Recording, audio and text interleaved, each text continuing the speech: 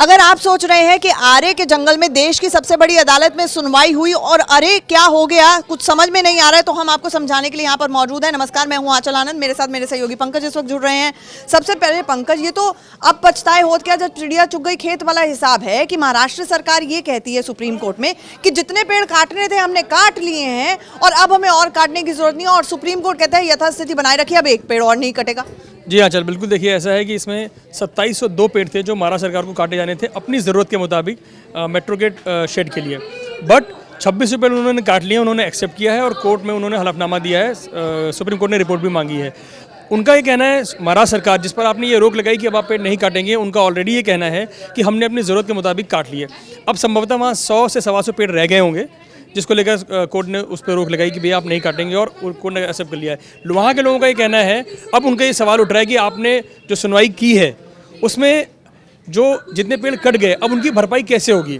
वो तो MMRCL ये कहती फिर रही थी कि हमने 24,000 पेड़ और लगाए हैं, वो कहाँ लगाए हैं, कैसे लगाए हैं, किसी को कोई अता पता नहीं है। और दूसरी बात ये तो जितने पेड़ों को मारना था, खत्म करना था, वो तो खत्म कर ही दिया गया है। तो अब 21 अक्टूबर को बताया जा रहा है सुप्रीम कोर्ट में सुनवाई होगी। उसमें बचा क्या सुनने के लिए कि इको सेंसिटिव जोन है या नहीं है, जंगल था या नहीं, तो परिभाषाओं का खेल है, उलझाए रखिए। देखिए चल, सही कह रही हैं आप।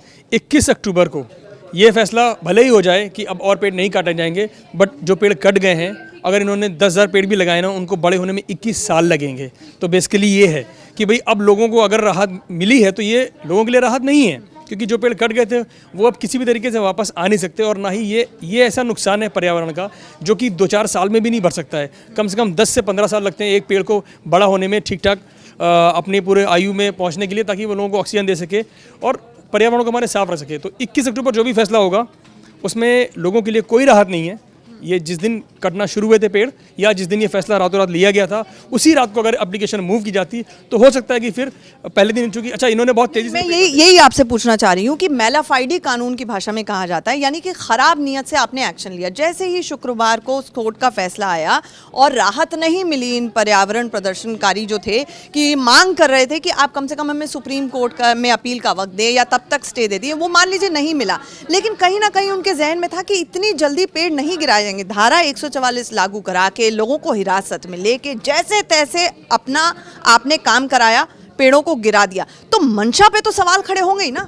जी बिल्कुल। देखिए, मंशा हम ये कह सकते हैं कि जो मेट्रो की कारशेड का जो काम है, ये कोई आज का प्लान नहीं है। ये फडणवीस सरकार का पहले का प्लान था, लेकिन उसको अभी जो मौजूदा दौर है इसको चुनाव से भी जोड़ के देख रहे हैं तो देखा जाना चाहिए, क्योंकि आपको ऐसी क्या ज़रूरत पड़ेगी 3 दिन में, अगर ये कटाई होनी ही थी, आपको रात में ही पेड़ काटने थे, सुप्रीम कोर्ट के ऑर्डर का इंतजार कर लेते आप सुप्रीम कोर्ट, या ये इंतजार कर लेते कि बाकी जो लोग विरोध कर रहे हैं उनका पक्ष एक बार सुप्रीम कोर्ट में पहुँच जाए। अगर कोर्ट कहता है तो फिर आप रातों रात काट दीजिए। आपको तो 2 ही दिन लगने थे, जितने दिन आपको अभी लगे हैं उतने दिन आपको तब भी लगते।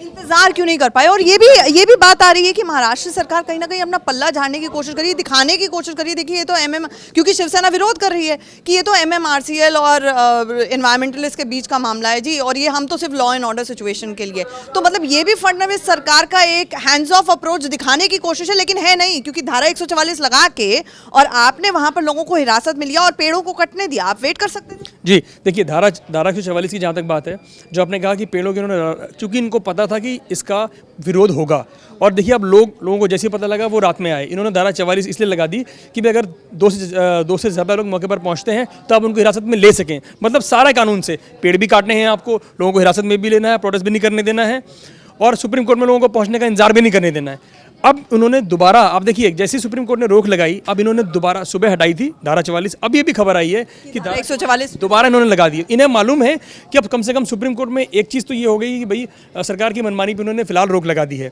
तो इनको पता है कि लोग वहाँ फिर प्रोटेस्ट करने पहुँचेंगे और लोग ये डिमांड करेंगे कि भाई आपने जो पेड़ काटे इसकी भरपाई कैसे होगी। अभी तो लग रहा था शिवसेना और देवेंद्र फडणवीस और बीजेपी के बीच में सीएम कौन बनेगा, इसको लेकर अभी भी रस्साकशी जारी है। उद्धव ठाकरे का हर रोज एक टाइम बॉम्ब टाइप बयान आ जाता है। अब लेकिन आदित्य ठाकरे का ये बयान कि हम उस अधिकारी को छोड़ेंगे नहीं, पीओ के भेज देंगे जिसने ये सारे रात को पेड़ गिराए हैं। तो ऐसे में ये एक और मुद्दा इन दोनों में आपसी खींचतान का है, या सिर्फ दिखाने के लिए जिस तरह से मियाँ बीवी इकट्ठे रहते भी हैं, झगड़ा करते भी रहते हैं, ये चलता रहेगा आरे को लेकर?